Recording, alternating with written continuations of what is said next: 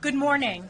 The American people are relieved that President Trump is safe following the unbelievable second assassination attempt in a period of weeks on his life. We as House Republicans extend our gratitude to the hardworking law enforcement officers who are working to keep President Trump, his family, and his team safe. However, we have to ask ourselves how this was possibly allowed to happen, not once, but twice. How were there two assassination attempts on President Trump in as many months? How were these armed and dangerous individuals allowed to get so close to the former president and current Republican presidential nominee and likely next president of the United States? And I want to point out, Democrats' violent statements have fueled this, like a very junior freshman member of the New York delegation who said about President Trump, he should be eliminated. It is uncalled for. You should call the Democrats out in the media for fueling this violence against President Trump. There must be a clear explanation of what happened this weekend in Florida, as well as answers for what happened in Butler, Pennsylvania, and changes must be made to ensure this does not happen again. That's why we're so proud that the Speaker set up that committee and broadened it from not only the investigation into Butler, Pennsylvania, but also what happened this weekend in Florida as well. On Friday, we kicked off early voting, and Americans started to cast their votes in the most consequential election of our lifetime. The American people have to ask themselves one important question. Are you better off today than you were under President Trump? The answer is a resounding no. Because people understand our nation is in crisis. Kamala Harris and far-left Democrat policies have threatened the American way of life, making our nation weaker, less safe, and less prosperous. With 4 years in office, Kamala Harris has failed to deliver results for the American people. We had the strongest economy in history under President Trump, the most secure border in modern history, and a peace through strength foreign policy that brought global security. President Donald Trump is the leader the American people need to bring them out of the crises created by Joe Biden and Kamala Harris. Look at where we are today, the highest rate of inflation in my lifetime. And Kamala Harris was the deciding vote for Joe Biden's Inflation Expansion Act, the most wide open and dangerous border in modern history, in history of our country. That's because Kamala Harris failed as Joe Biden's open borders are. And take a look around the world. You have the catastrophic withdrawal from Afghanistan, where Kamala Harris was the last person in the room with Joe Biden. You have Putin invading Ukraine, and of course the deadly terrorist attack against Israel on October 7th by Hamas. Lastly, since this is a political press conference, I want to touch on the bombshell report from the Associated Press. In key targeted districts across the country, Democrats are illegally interfering in elections by recruiting shadow candidates to deceive voters and disrupt the will of the American people. These are blatant and unconstitutional attempts to undermine our democracy and election integrity. And we are joined today by two of those districts that the Democrats have illegally targeted. That's Congresswoman Jen Kiggans from Virginia and Congressman Zach Nunn from Iowa. These are amazing members of Congress and combat veterans who represent districts where these Democrats are trying to undermine elections and are undermining our elections. And these districts have been directly impacted by far-left Democrat policies of Kamala Harris as well. I want to first turn it over to Zach Nunn from Iowa's 3rd District. Thank you, Chairwoman. Thank you, Elise. My name is Zach Nunn. I represent Iowa's 3rd District, and today I'd like to share briefly a story of a man from Iowa with a brain injury who was targeted by Democratic operatives to get his name on the ballot. Despite this man not even being able to drive, they recruited him, they targeted him over the course of a year, impersonating members of Congress, deceiving him that he was in direct conversations with Donald Trump so that he would run in a Make America Great style party to try and get on the ballot. In my home state of Iowa, Democrats who are on the ballot have said that they cannot win unless they have a spoiler on the ballot. That was just out this week. Tragically, they lied to him because they knew they could deceive him. They push-polled, paid for it. When he arrived in Des Moines, they picked him up in an electronic vehicle and then dropped him off at the Secretary of State's office. They handed him a pile of binders that had been paid and recruited for by a Democratic operative firm so that he could get his name on the ballot. They studiously avoided being on security cameras, and when he asked to have their picture taken together, they refused to take that photo. Democratic law firms notarized his information and handed it in to the Secretary of State. The only intent was to steal an election from Iowans.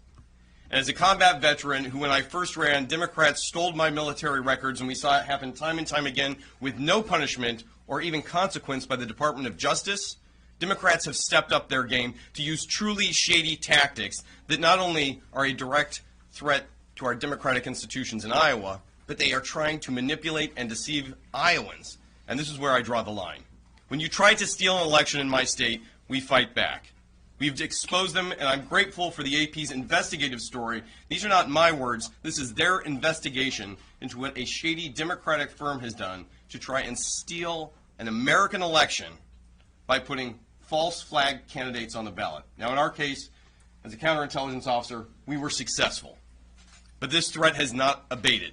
And tragically, we have seen in states like Minnesota, Montana, and with my dear friend Jen Kiggins in Virginia, their attempts are real, they are paid for by independent expenditures, and they are operated in the shadows by firms directly tied to Democrats. So whether you're a Republican or a Democrat, this does not matter. Everyone should universally say these tactics are illegal, they are unacceptable, and they must be stopped.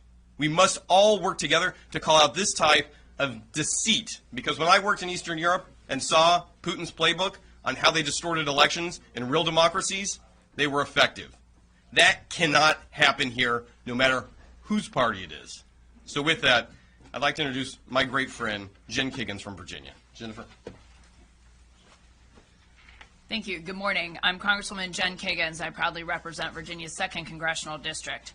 Once again, Democrats are resorting to shady tactics rather than talking about issues that are important to Americans.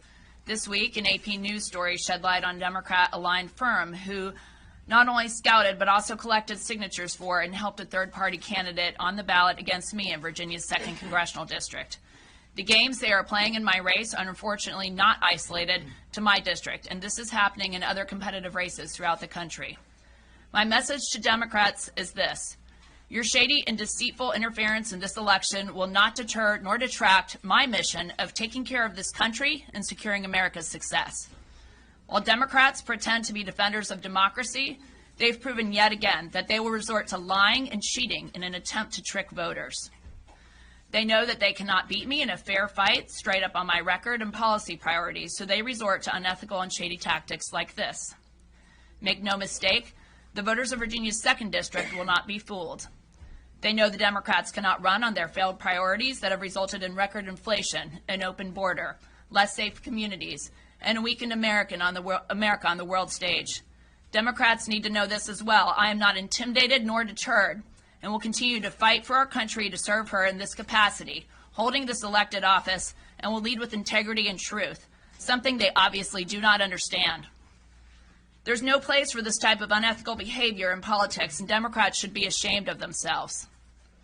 I served this nation in uniform for 10 years. Took an oath to defend the Constitution of the United States of America, and will continue to fight for all that makes our country the greatest in the world. Thank you so much. And it's a privilege to introduce our whip, Congressman Tom Emmer. Thanks, Jen. It's unacceptable, as Elise was talking about, that when we now refer to the assassination attempt against President Trump, we have to clarify which one. Republicans, Democrats, and all Americans should be outraged by what's happened. The American people deserve answers, and I have full faith that the House's bipartisan task force will get to the bottom of this. Meanwhile, the sitting president of the United States has said President Trump needs to be put in a, quote, bullseye. Kamala Harris continuously calls President Trump, quote, a threat. And Congressman Dan Goldman, as was referred to earlier, has even called for President Trump to be eliminated. But that's not what you're hearing about from the mainstream media. Why? In fact, NBC News had the audacity to call the second attempt on President Trump's life in 2 months a mere golf club incident. And the mainstream media seriously wonders why Americans' trust in you has fallen to historic lows. Needless to say, Democrats' so-called leaders and the partners in the media need to get a grip. And the Secret Service can and should do more to protect President Trump. We cannot normalize what has happened to an American president and our current Republican nominee. Just look at what Donald Trump has been through. From the Russia hoax to sham impeachments and indictments to 2 attempts on his life in just 2 months. It's incredible that President Trump has come out on the other end of all of this with motivation to keep fighting. To me, Donald Trump is the patriot of the 21st century. He will never surrender, nor should he. And with that, I'm going to turn it over to our leader, Steve Scalise. Well, thank you, Whip. And before I talk about that, we have a very busy agenda on the floor this week, and the Speaker will talk about some of that, especially the CR Would Save Act.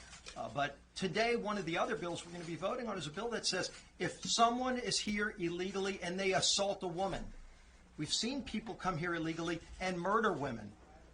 And that seems like the only time where some of these woke prosecutors will actually arrest the illegal. But there's so many other horrible things being done to women by illegals. The bill says if they assault a woman in any kind of way, it's a deportable offense. Now, I'm curious to see how this vote's going to be. Everybody on the House floor should vote for that bill. But if any Democrat dare vote against it, they're going to have to explain to people back home who are watching this be carried out in every community in America why they would rather stand with illegals than women in their own districts that they represent. That's going to be today. Tomorrow, we're going to continue moving forward on our agenda, continue going after wokeness, continue to stand up for families who are struggling. And then Friday, we're going to be bringing a few bills. One, CRA on tailpipes. Kamala Harris, has always been for eliminating the combustion engine and mandating EVs. Her values haven't changed. That's what she's been for her whole life.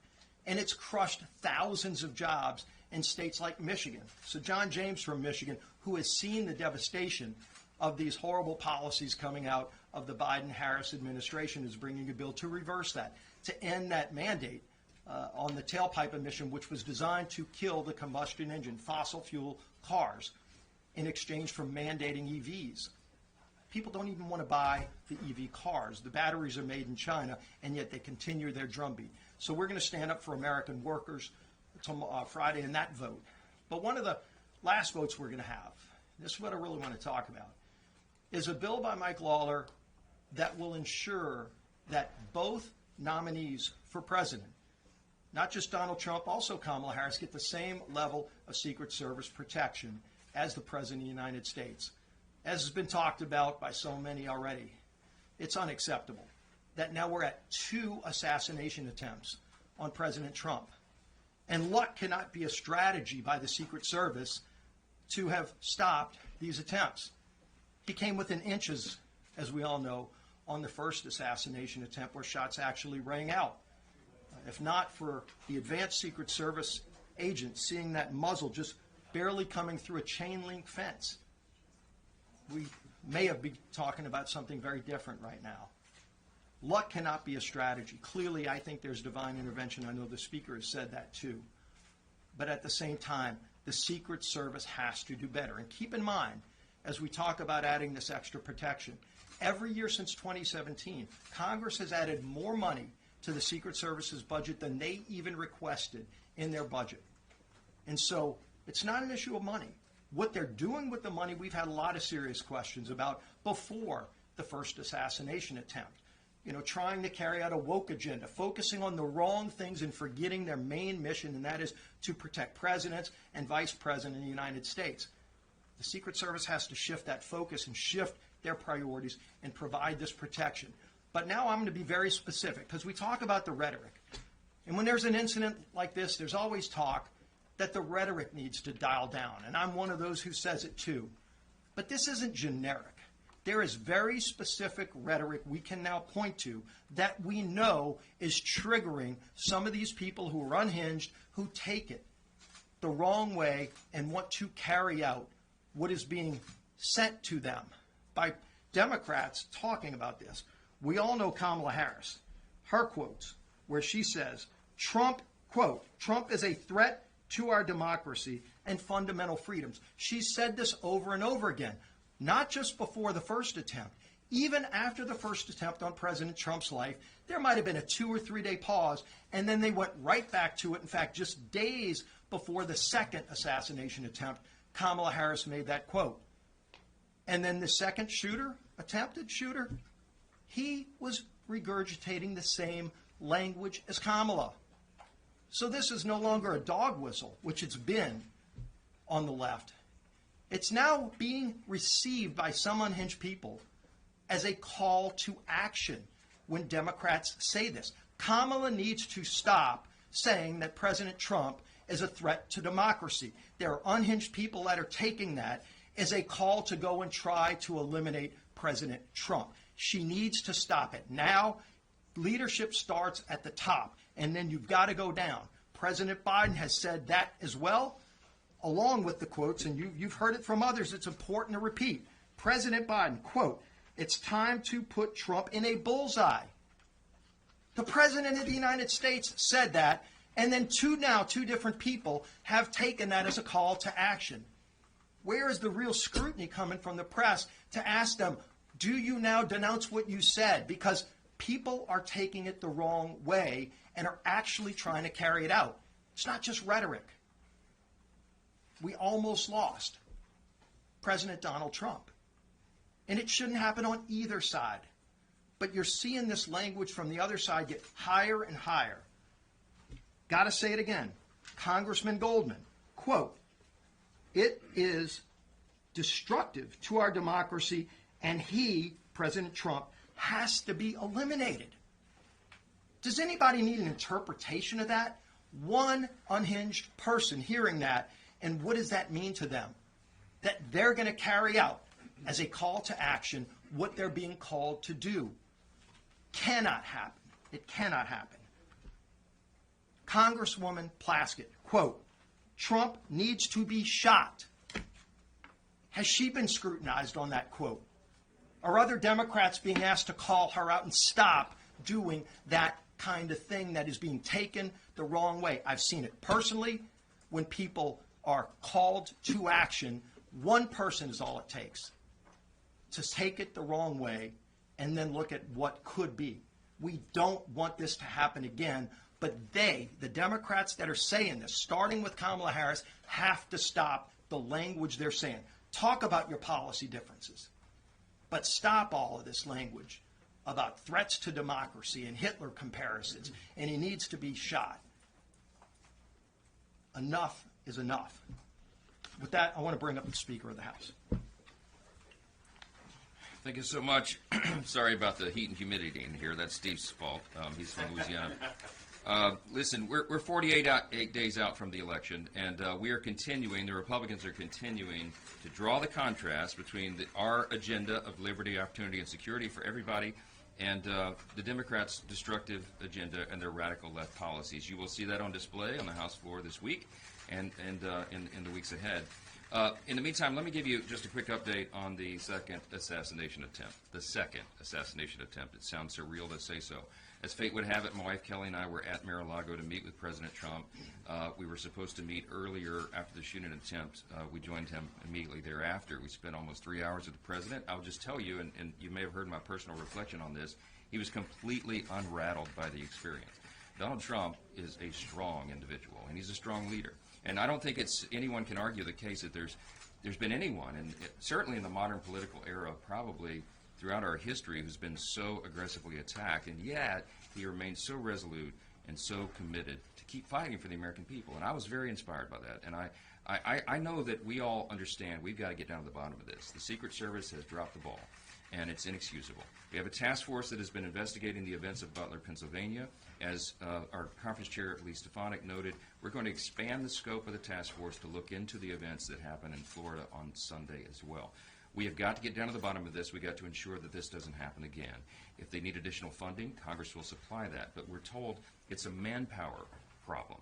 Even if we gave them $3 billion tomorrow, it's impossible to hire 2,500 new Secret Service agents in a short period of time. We're less than 50 days out from the election. We need Donald Trump to be protected, as any candidate of his stature would be. I called the White House yesterday. I made a demand to the White House, President Biden, supply for President Trump the same degree of protection that a sitting president has. He's a former president. I believe he's going to be the next president, and right now he's a candidate under the greatest threat of any candidate in modern political history. It justifies that level of protection. I think the White House, I hope the White House will see the wisdom in that, and I hope that they'll do everything they can, because the buck stops at the White House, in the Oval Office, and President Biden has an obligation of that. Third and finally, I don't want to reiterate what's been said so clearly and concisely here, but everybody needs to turn down the rhetoric. You just heard the selection of quotes, the threats that have been made by leading Democrats in this country. It is inexcusable and it is dangerous. It is leading people to be triggered. When members of Congress or the nominee for president of the Democratic Party says that President Trump must be eliminated, or that he's a threat to democracy, or they compare him to Hitler, there are people who are unstable, and it makes them do crazy things. This is common sense. Let's apply common sense. Let's have a vigorous debate on the policy differences, on the records, but let's turn the rhetoric down, because we're not going to be able to sustain that. Also this week, you heard from our dear colleagues here, the AP uncovered the latest example of election interference by the Democratic Party. Certain Democrats, the Patriot Run Project is what it's called. Everybody needs to look more deeply into this. Secret group connections to the Democratic political firms and liberal donors has been trying and been preying on independent candidates with disabilities or tragic life stories. You heard Congressman Nunn talk about the situation in his district. They're trying to register these people as third-party candidates and siphon votes away from Republicans in swing seats. This is dirty politics. It's unethical, it's immoral, it's illegal, and it must be stopped. No one should have to cheat to win an election. We want a free, fair, and safe election. We have to do everything within our power to make sure that happens. We know for a fact that this has impacted seats across the country. Our Republican incumbents like Marionette Miller Meeks in Iowa, Don Bacon in Nebraska, Ryan Zinke in Montana, Jen Kiggins in Virginia, who you heard from this morning, they've been the targets of this. And in Minnesota, too, we know that they have worked to boost Democrat Angie Craig. It's unacceptable. The American people ought to call it out. It's unethical. Play by the rules, Democrats. Play by the rules. We're going to win this fair and square, and we're going to make sure. There's another election interference effort the Republicans are fighting right now, and that is to make sure that non-citizens are not allowed to vote in the election. And that is why we're bringing the SAVE Act again to the floor today. We're attaching it to the continuing resolution. Why are we doing that? It's very simple. Congress has two very important assignments right now, immediately to be done. One is to make sure the government is funded, and the second is to make sure our elections are secure.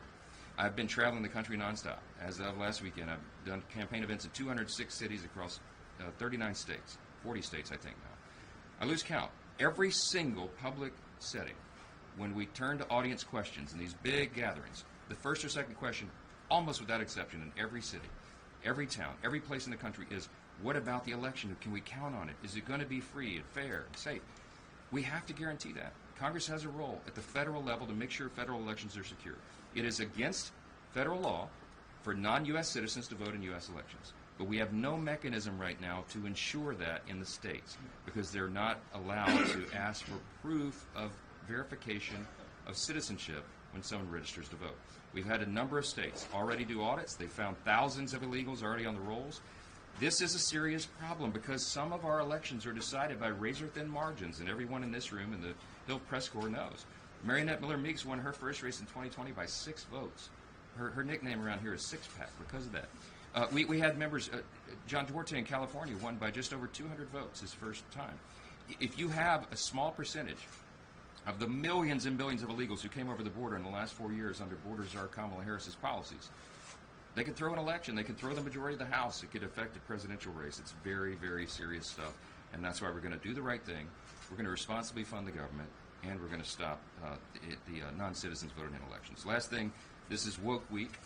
On the floor this week, you're going to see a number of bills that expose the Democrats' woke agenda that's hurting our students and our banks and our country at large.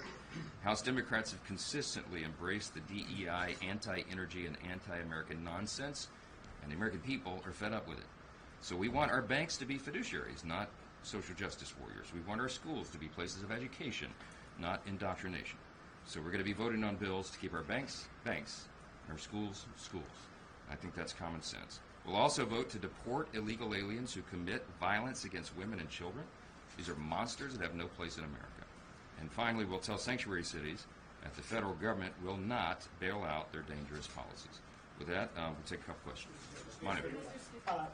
The former president last week posted that if you are unable to get what you want in what he calls election security, then you should in no way, shape, or form move forward with the continuing resolution. So are you going to listen to Donald Trump if you don't pass this with the SAVE Act tonight? No, look, President Trump and I have talked a lot about this. We've talked a lot about it with our colleagues. We're building consensus on the plan. We all believe that election security is of preeminent importance right now. In fact, we demonstrated this. We put the SAVE Act on the floor, as you all know, in the summer. We passed it with only 5 Democrats voted in favor of that. 198 House Democrats voted against the SAVE Act. Remember, all the SAVE Act does is guarantee that only citizens can participate in the election. We're going to give them another chance. We're going to let them try to vote with us to secure the elections, and we'll see how that goes. That's the play we're running. But to follow up on Manu's question, would you listen to Trump and let the government shut down? This bill's not going to pass, likely. There's over 10 Republicans that said they're going to vote against it. So, will you let the government shut down? We'll see what happens with the bill. All right, we're on the field in the middle of the game. The quarterback's calling the play. We're going to run the play. I'm very confident. I know that all the Republicans believe in election security.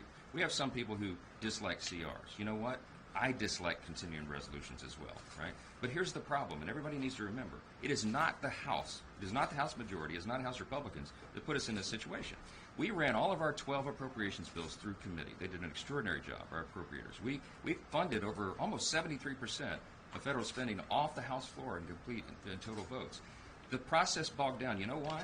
Because Chuck Schumer and the Senate have not put one appropriations bill on the floor. They have not even begun to do their job. So here we are at the fiscal cliff at the end of the fiscal year. September 30th is right upon us. We don't have 2 sets of bills, as is supposed to be the system, for the House and Senate to go and negotiate together, because the Senate brings nothing to the table. So it is the Senate that has put us in a situation to have a CR to not shut the government down, to not discontinue all government services. We are the responsible governing party here, and we are doing the right thing. The right thing right now, by principle, by law, by the Constitution, is to ensure that our elections are secure. That's a number one concern, I think, for most of the American people. It's an 88% issue on the latest polling. It's not even a partisan issue. So we are going to force that with the last train leaving the station, which is the CR, and we'll see what happens. Chad. Thank you. You have passed multiple interim spending bills, CRs, late last year, early this year. Again, it's been suggested here this bill might not pass. Are you characterize what your concern though is? If you say I'm not going to have a plan B, I'm sticking to this. But if that bill fails, then what that means for you later in the year if you have to go and negotiate with Democrats or something that comes from the Senate? We do the right thing day by day, and we have a thick playbook, of course, with all sorts of ideas in it. But when you're on the field and you're calling a play, you run the play. This is 2 weeks. That's not expanding the play. You asked me what concerns me, Chad. I'll tell you this. What concerns me is having the smallest majority in U.S. history, with our 1-vote margin for 5 months and still operating with a 3 or 4 vote margin on any given day. The solution is for us to grow the majority. And I'm so glad you're here in our building today. We could talk about politics. We feel very bullish that we're going to get that done. In fact, all the pollsters and everyone who looks at this, the prognosticators give us the edge. We're going to run like we're 10 points behind, but we have the greatest stable of candidates that we've recruited that are in the field, many of them here today, that are going to help us get that job done. They're going to make my job a lot easier, Chad, because we're going to have a bigger margin and we won't have to do this all the time. Also, I'm going to tell you this, and I'll commit this to you. In the first part of next year, when we have unified government, when the Republicans are delivered the levers of power and we have the White House, the Senate, and the House again, we're going to govern responsibly. We are going to do 12 separate appropriations bills. We're going to follow the timeline that's prescribed by the statutes in the days and years ahead. We're going to get back to the role that Congress is supposed to play, so we're not up against these deadlines, and we don't have to talk about continuing resolutions. We need the Senate to do it as well. And I'm confident when they deliver the Republican majority, they'll get back to that role as well. We'll do it in a bicameral fashion, and we'll return good governance to the people, and that's what this is about. I'll leave you with this thought. In the room upstairs, we had all of our candidates incumbents there. We had a great, I'd call it a pep rally. People are in a very good mood, very encouraged, very enthusiastic, as are the donors around the country. And I don't know if this has been said anywhere, but we just collected upstairs almost $10 million additional dollars from members in the NRCC. We're as motivated as the donors are to save this country, and that's what we're about. I'm so grateful for this leadership team. Thank you.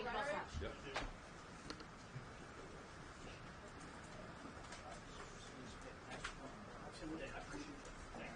How's he doing? He's doing better than